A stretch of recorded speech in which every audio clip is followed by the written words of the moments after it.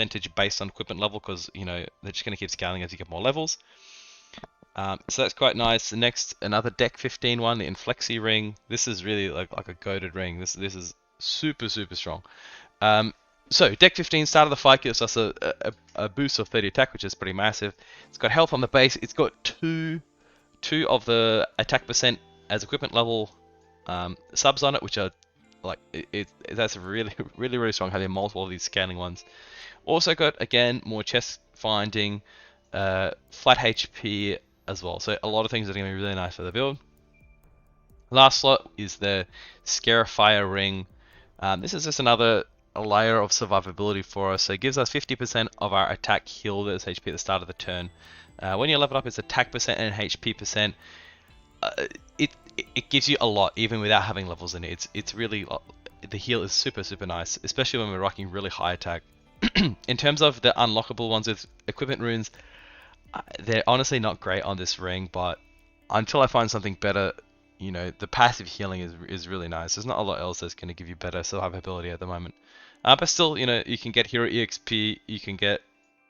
I don't think the heals is really that amazing, but yeah, it's okay. The main bread and butter of it is the free heal. In terms of armband, we're using the oiled armband. Now at the moment, this is on a super hard island that I can't farm because it's all like level 50 plus. I haven't been back there for a while. Anyway, oiled armband. So attack gives oiled. This is going to be important. You'll see why later. In terms of, you know, the implicit is attack percent. It gives quite a lot of. It's got the scaling attack percent on equipment level. It's got a couple of crit hit nodes on it as well, which is nice, and crit damage. So it's going to scale up reasonably well with us as well. So yes, putting the states on is going to be quite important. We'll have a look at the skills and I'll show you why. So the Flamboyant Kasai, his passive, like his base passive, is when you put an elemental state on, you get one sword aura of the same element for your hero. So every time we put on one of those states, you know, oiled, wet, whatever, we get one of these floating swords around us. And then the unlockable ones that we have, the first one that you will probably take is the Kasai power. And this gives 25% attack per sword aura that we have. So we can have up to 5 sword auras. This is up to 125% of our base attack additional. Like when we max it out, it's a lot of attack. This scales you up super quick.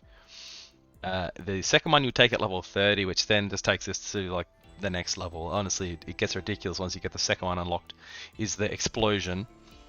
So when you apply a state, it inflicts 50% of your hero's attack around you. So this is why we run that particular armband, because when we attack, we also put oiled and we do another proc of this skill. So it's super strong. It's super strong. Basically, you're going to want to walk up into range of the enemies, pop a bunch of elemental effects, and they're all just going to melt around you. In terms of the class spells and the universal spells, the only one I've got at the moment is Amplification. I don't feel like the other ones are really super worth it. Amplification is nice if you don't have anything else to help you build auras. Like it's a decent low cost skill you can just pop to boost your attack up for whatever else you're about to do. In terms of the passive, at the moment I've just gone all into attack because I haven't needed a lot of HP, but I'll definitely be taking this 50% HP point at some point. Otherwise we're just pretty much pumping attack.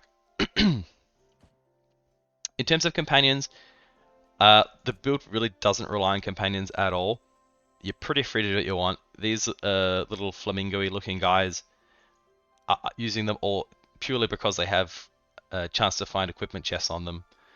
You can also use the little peewees. They have I think companion chest. Yeah, companion chests on them.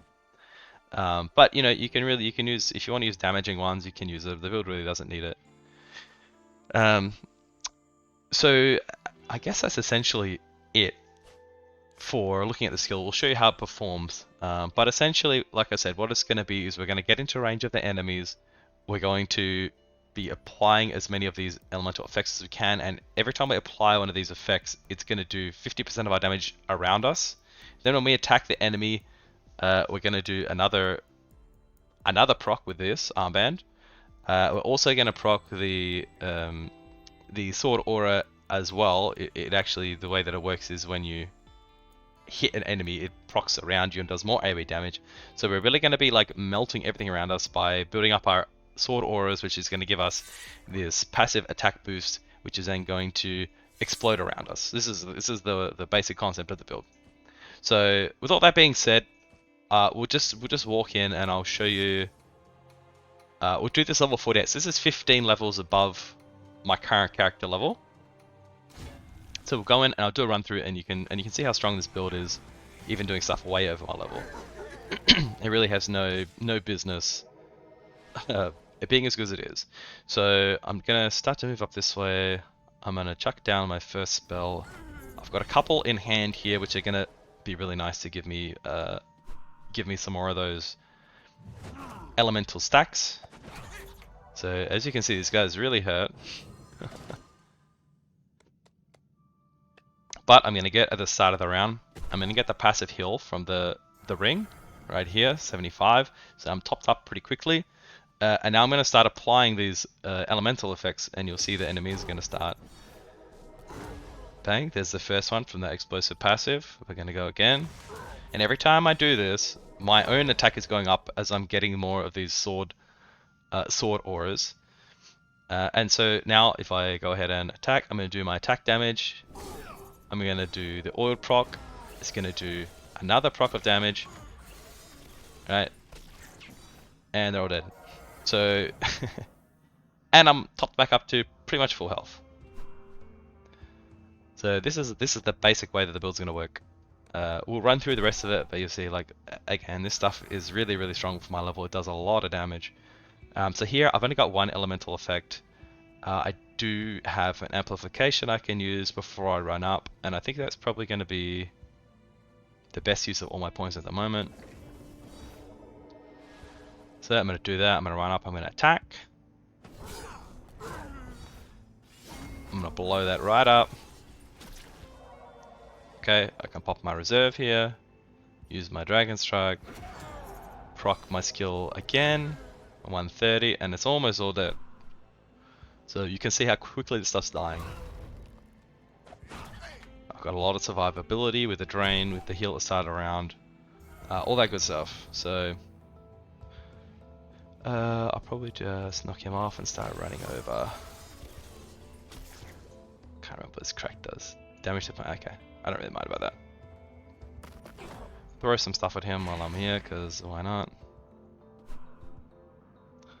So yeah, overall guys, really, really strong build. It's going to keep scaling up with more attack really well.